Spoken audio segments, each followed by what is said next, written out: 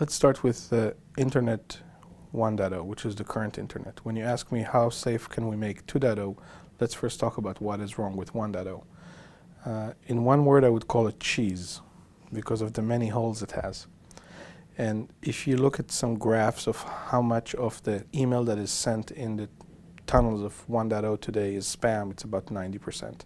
And that's a stark reminder of how much of the traffic that goes on belongs to the bad guys and not to the good guys. Internet 2.0 will start right from the very protocol, the TCP/IP protocol of the internet, harden that, make that such that not anybody can claim to be you, all the way to having consumers register for it, so it's not anybody can be anybody, and end with a secure protocol that will go all the way to a data center of Internet 2.0 that will be very difficult to launch an attack on because only members of the network can even access the data center. The entrepreneur in me says tomorrow.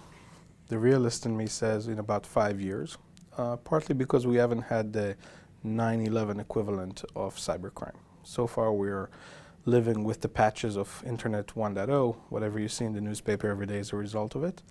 But Internet 2.0 most likely will be 5 years from now, and today is 2012.